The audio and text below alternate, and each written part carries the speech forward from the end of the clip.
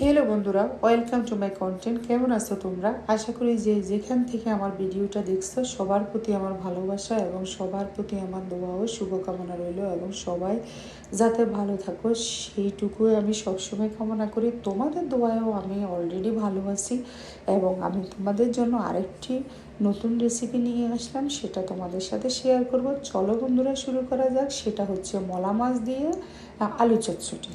তো শুরুতেই আমি তোমাদেরকে বলতেছি, আমি 1 প্যাকেট মলা মাছ আমি দেশি সুপার স্টোর থেকে কিনে নিয়ে আসলাম। এই মলা মাছটুকুর দাম হচ্ছে $17, কারণ ভেরি এক্সপেন্সিভ কানাডাতে মলা মাছ। কিন্তু আমরা মাছে মাতে বাঙালি, আমাদেরকে মাছ খেতেই হবে, যতটুকু এক্সপেন্সিভ হোক সেটা ডাজেন্ট ম্যাটার। আমাদের খেতে ইচ্ছে করে সেটা আমরা খাবই। তো বরাবর মতো আমি মাছটা এনে ভালো করে ধুয়ে নিলাম। এখন একটা ট্রেতে নিয়ে আমি এখানে একটু লবণ দিয়ে ভালো করে আমি এটা মধ্যে কষলিয়ে আমি ধুই, যেটা আমাদের নোয়াখালীর ভাষা বলে এটাকে কষলিয়ে। কেউ বলে ময়ন করে, কেউ বলে মধ্যে মধ্যে। ভালো করে ধুয়ে আমি পরিষ্কার করে পানি ছেঁকে রেখে দিই। এখন আমি ফাইনালি আমার ট্রেটা, যখন আমি রান্না করি আমি প্রথমে আমার ট্রেটা সাজাই। তো দেখো, মলা মাছ, আলু, পেঁয়াজ কুচি, টমেটো, আমি এগুলা আমার ট্রেটাতে সাজালাম। কিন্তু আমার বাকি যে মশলাগুলো ওগুলো আমি এক সাইডে রেখে দিয়েছি।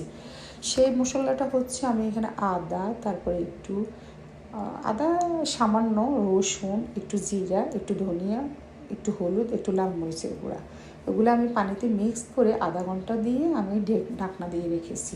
যাক, এখানে আমি কড়াইটা নিয়ে আমি পেঁয়াজ, টমেটোটা দিয়ে দিলাম। পেঁয়াজটা দেখো আমি কত সুন্দর করে কুচি করে নিয়েছি, একদম মিহি করে। এটা নিজের হাতেই কুচি করেছি, আমি কোনো চপার করিনি, শপিং করে নেই। তো দেখো, আমি এই মশলাটা এবার এখানে দেবো না, আমি একটু লবণ দিয়ে প্রথমে আমি ভালো করে লবণ দিয়ে, প্রথমে আমি দিতে চেয়েছি, পরে ভাবলাম যে না, আগে লবণ দিয়ে আমি একটু ভালো করে মথে নেব, যাতে একটু সফট হয় পেঁয়াজটা।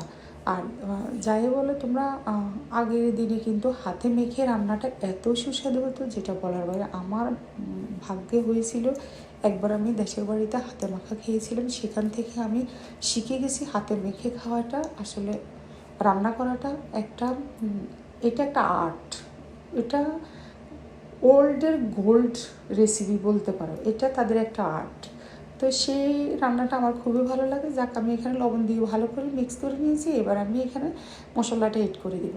মশলাটা এড করে আমি আবার মথে নিব ভালো করে, যাতে পেঁয়াজ আর টমেটো আর মশলার ফ্লেভারটা মিশে একাকার হয়ে যায়।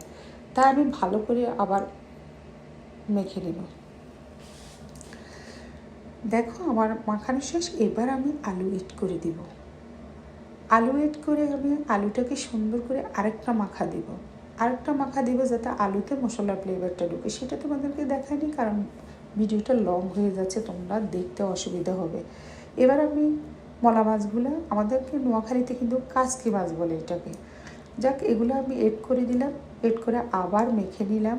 মেখে এবার আমি হালকা আমার হাতের একটু ধোয়া পানিটাও দিয়ে দিলাম। মশলাতে এখানে একটু সরিষার তেল দিয়ে দিলাম। সরিষার তেল দিয়ে আবার আরেকটু মেখে নিলাম।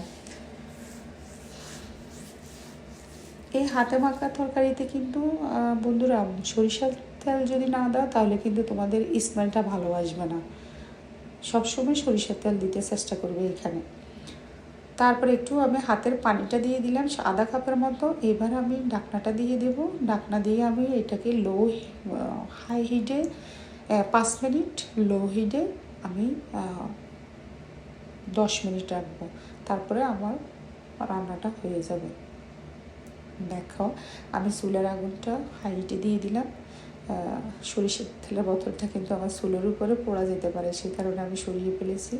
তো এখন দেখো, আমার বরাবর আমার ব্লগ চলে আসছে তরকারিটা। তারপরে এখন আমি তোমাদেরকে দেখাচ্ছি বাহির থেকে। দেখো, সুন্দর করে এটা হচ্ছে, বা আলুটার থেকে পানি বেরিয়ে গেছে, মাছ থেকেও কিছুটা পানি বের হয়ে আমি যেটুকু দিয়েছি পানি, সেই পানিটাও বেরিয়ে একাকার। দেখো, আমার কমপ্লিটলি কি জুসি মলা মাছের তরকারিটা। তো বন্ধুরা, আজ এই পর্যন্ত। তোমরাও ট্রাই করতে পারবা, না খেলে বুঝতে পারবে না এটা কত যে সুস্বাদু হয়েছে। বাই বাই, দেখা হবে কোনো দিন অন্য রেসিপিতে। সেই পর্যন্ত ভালো থেকো। আমার ভিডিওতে লাইক কমেন্ট করো।